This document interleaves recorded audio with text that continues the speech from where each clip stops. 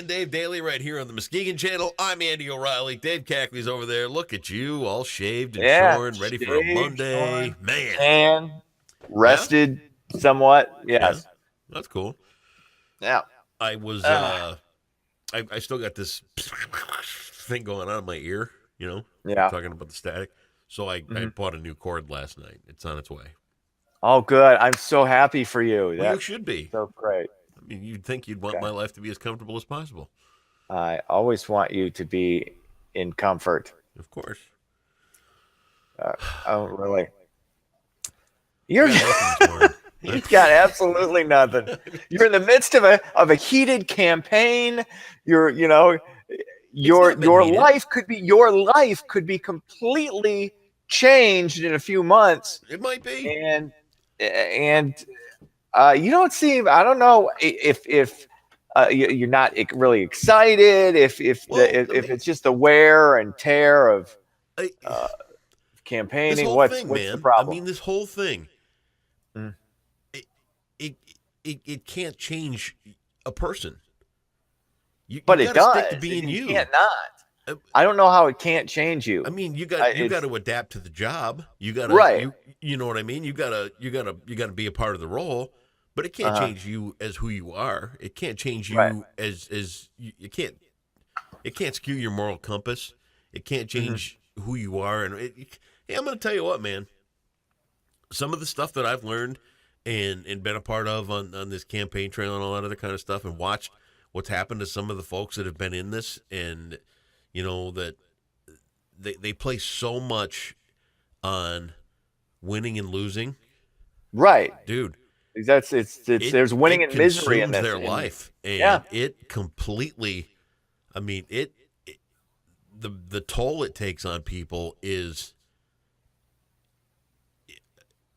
That's their livelihood. Well, their job. There's a livelihood, winning. And there's a job, and there's a career, and there's everything else. But there's a limit to how much anything is worth. I mean, your health and your overall, and your family and your overall well-being and all that kind of stuff. That nothing's worth that. I think it takes there are certain professions that take a different kind of mental state and a different kind of drive than other professions. Right. And in politics, especially and that's one of the things that fascinates me about politics. It's not the candidates. Right. It's the people who are involved in getting the person elected, or are the ones who are monitoring the polls, the ones who are getting out and talking to people, who are trying to figure out what voters want, and who are trying to figure out what they need to do to get their candidate to win. Those people fascinate the hell out of me, because it's a drive, it's a game. You're trying to win this game. Right. They're the sport of politics. I love how that impacts people, and how they are able to manipulate things. It's amazing to me, and I love it. I know you're kind of developing it. I think maybe you're too close to seeing how the sausage is made, and I don't know, maybe that you have a different feeling on it. I really do. And this hasn't just been formed from my political venture here either. I mean, you look at people going back to our radio days, our people that worked in radio and were convinced that that's all they could ever do. And, I mean, you look at some of the people that have had radio careers and now don't, and that have gone on to do other things, and just because they're not on the radio anymore, the level of misery and anger in their lives, and what they had and what they did and all this, dude, it just consumes them. I think it's the same with TV too. I mean, look, what the hell's Matt Lauer doing now? I don't know. And seriously, what does he need to do? I mean, well, he does. You're right. He had a ton of money, but at the same time, you've got how easily did Carson Daly just kind of slide right in there? Right. You know why that is? Why? Because nobody's cared about anything Matt Lauer had to say about anything. Right. Honestly, Matt Lauer was a guy who was not worth the amount of money he was getting. And the reason is people aren't. I wonder what Matt Lauer's view is on this. I wonder what Matt Lauer thinks about this, because he never had really an opinion on anything or a view on it. He was just there to be not objectionable, look okay on TV, be somewhat appealing to women, and give kind of, I mean, think about it. The only thing you remember about Matt Lauer as far as his career goes is the dust up he had with Tom Cruise. That's it. And even that wasn't even that interesting. Matt Lauer. I like that. Yeah, but it was nothing.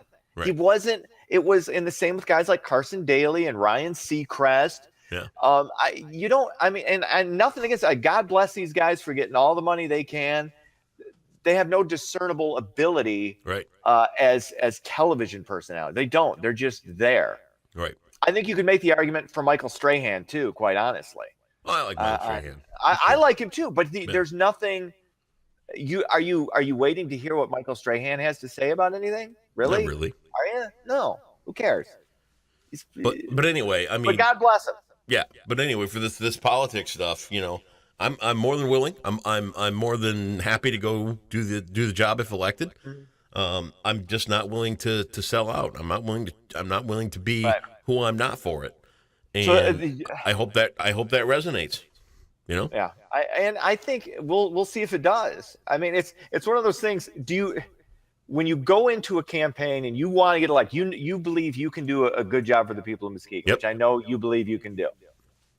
I believe I do already. But yes. I think I do. I think what we do. I mean, you and I, we're just kind of playing every morning, and we just have some fun with the news and that kind of stuff. But then when we go out and do the news and we do our stories and we talk about the things that make Muskegon really what it is compared to what the other news offerings are, I think we offer a true value and honest look at who we are as a community. I believe that too, but you think you can do even more things from a legislative standpoint if you get elected, which is why you're running.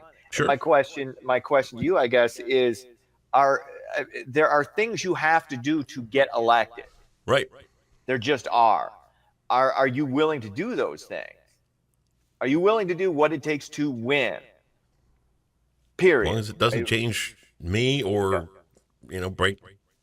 break any more. I mean, Yeah, I get what you're saying. I completely understand that.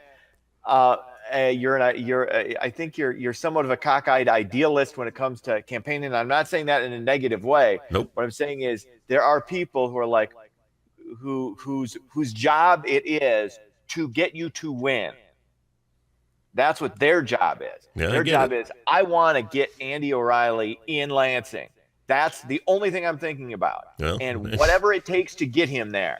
They can think all they want, but guess who's got the final stamp of approval on anything? Obviously. You do. Because it's your name, your voice, and it has to be that. That's how it works. Like I said, I would be interested to talk to the people around your campaign, people who are running it, and how they feel, how they think, what their mindset is. They do. They hate me. Oh, man. Guarantee it. Why do you think they hate you? Because we're doing things my way. Okay. And that's the way it's going to be. It's good that you're okay with being hated. I think that's a positive thing. There are people that really don't like a lot of the things that I do, and that's okay. It's my name on that sign. It's my name on that billboard.